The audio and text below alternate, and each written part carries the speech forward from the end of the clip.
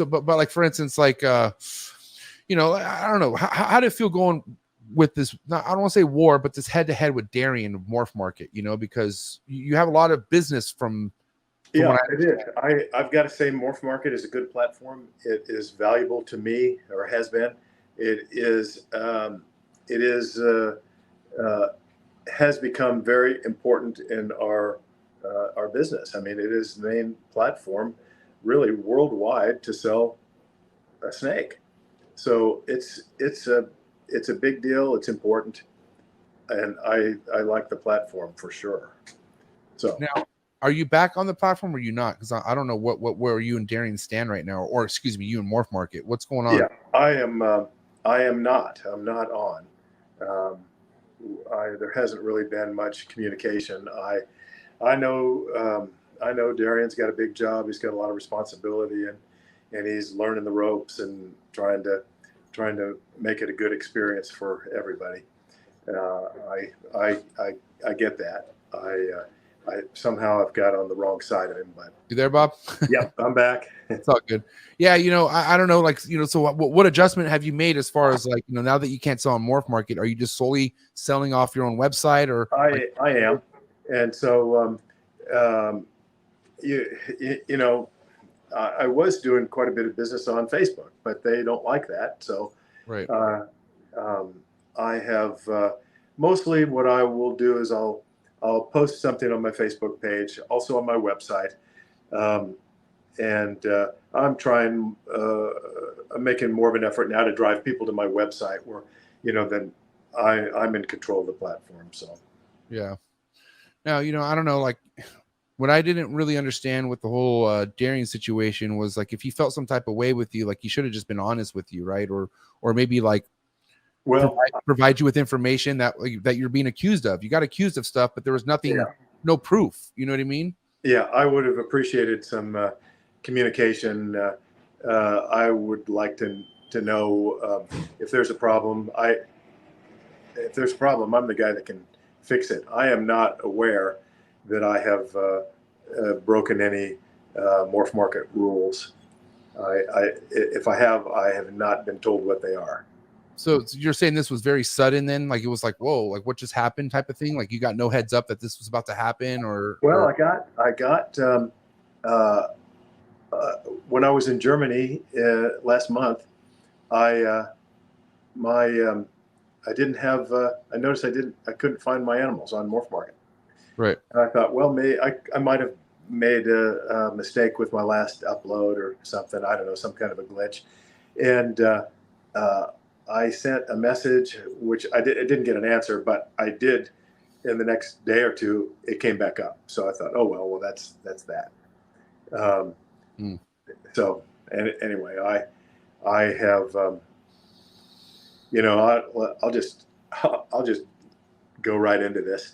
I don't know really why I was taken off. I do know that after your interview with Kevin at Nerd, and he made some comments about me, and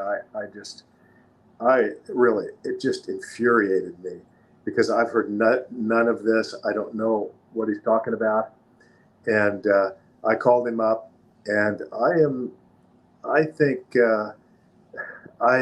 when I'm defending my honor, I guess I can get a little bit over the top, and I did, and I'm not proud of that.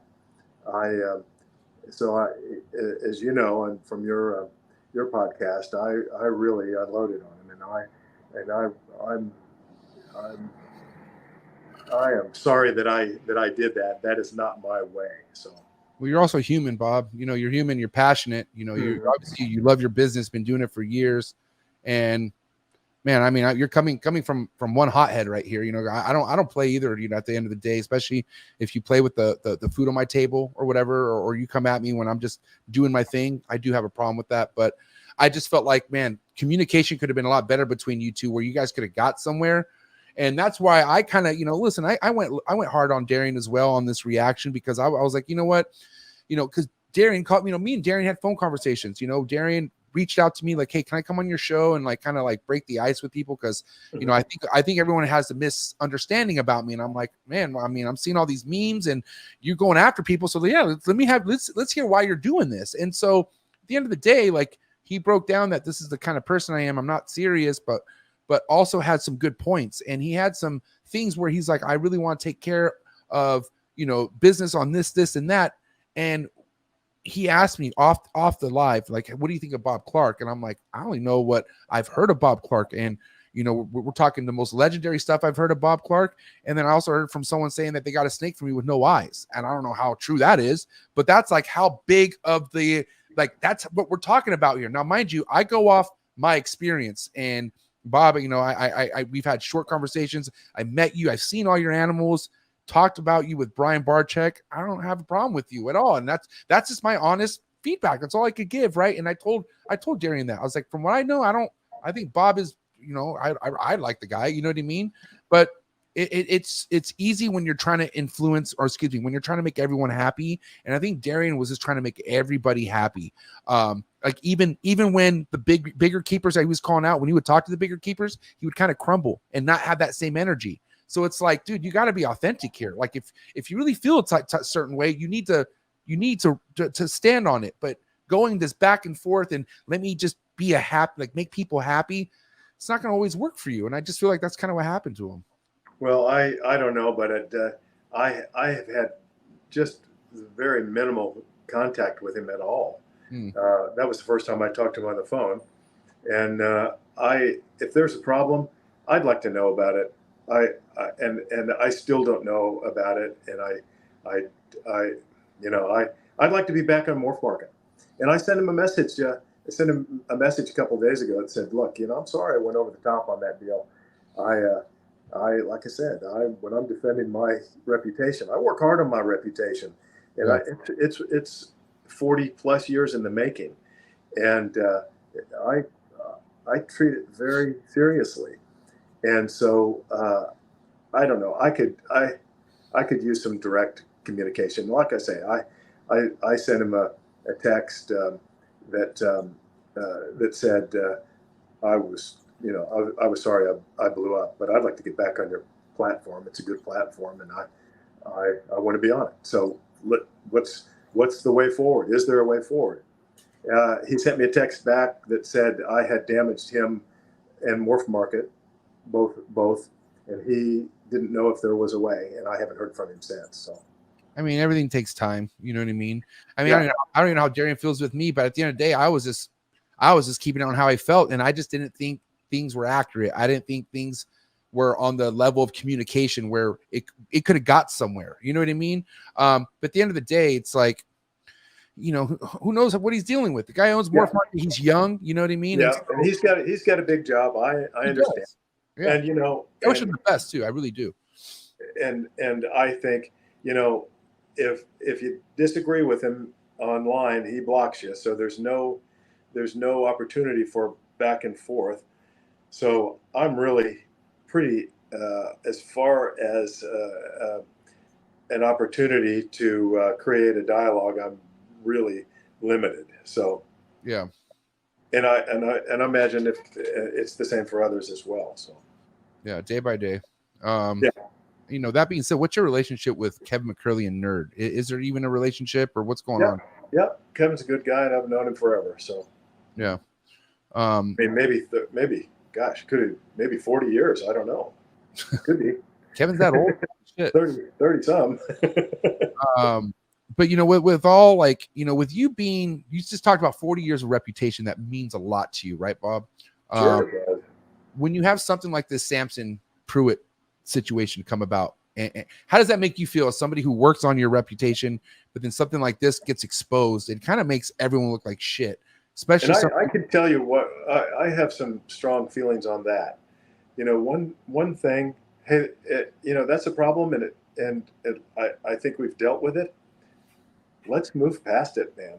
I tell you, beating that dead horse over and over and over and over again, making a website about Sampson, and that it's not productive behavior. We will find I mean, if the national news gets a hold of something like that, and they will if we just keep beating it up. Man, some people just cannot get over that. Okay, it's a bad thing. Mm-hmm. It's been taken care of. We only hurt ourselves dragging up all those pictures and waving them around. It is bad. It's very bad. Yeah. And I think the people that are doing that are short-sighted and self-serving, and they need to stop. That needs to stop right now. Well, I'll tell you what, Bob, from like when I first came into the industry, which wasn't too long ago, 2017, I heard about Sampson and all this stuff that he was doing. And I was like, well, why is he even around? Whatever. Right. But then it never got to the point of this exposure, like this type of exposure that's gathering. And I'll tell you something, Bob, one thing you might not know about me, but I first started in this with ball pythons and then got into mainlands, and I had up to 12 mainland reticulated pythons. And I felt like I was doing too much. I was like, man, I think I need to slow down. But what made me really slow down was when I went to a bigger breeder's facility here on the West Coast, Prehistoric Pets. You ever heard of Prehistoric? Oh, you there? Yep. Where did you hear me that? What did you hear me say last? That you hadn't seen this kind of exposure for anything. And you are right, but this is the sort of thing that plays into everybody wants to do the right thing. You know what? I believe that they do want to do the right thing, and they think, okay, if I can speak out against this horrible thing, then I am doing the right thing. Yeah. But after that, what are you going to do? You just can't keep waving those pictures around. Yeah. It's gonna. I agree. It's gonna cause trouble for every one of us if that. Right.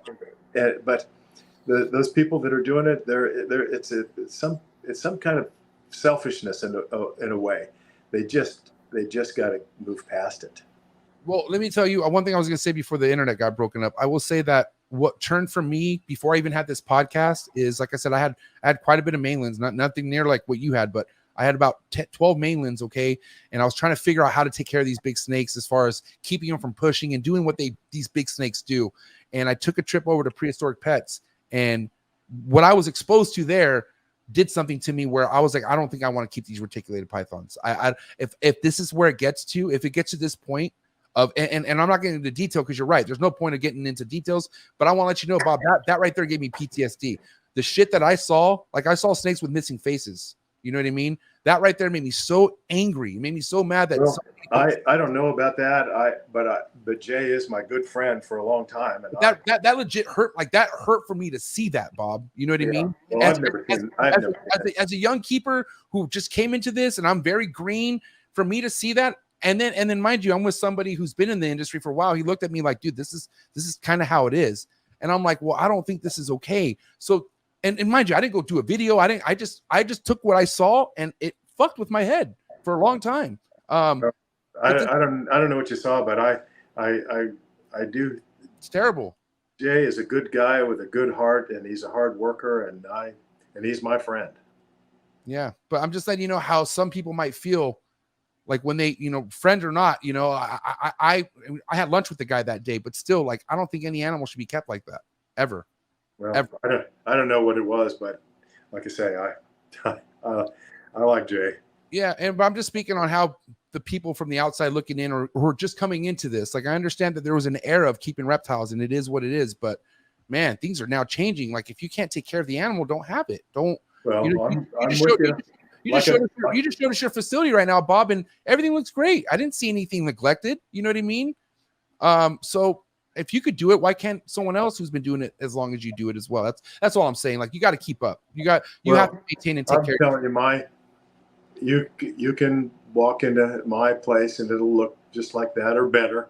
I mean, my manager just got back from his honeymoon yesterday, nice. So we're behind, but we're always in good shape. It's always clean, and you can't find a mite out there. So, I mean, what would be your advice, and Bob, for anyone out there who just is in way and over their head, but they've been doing this for too long? Well, like I say, I am all about personal responsibility. You gotta get your shit together. You gotta be responsible for your stuff.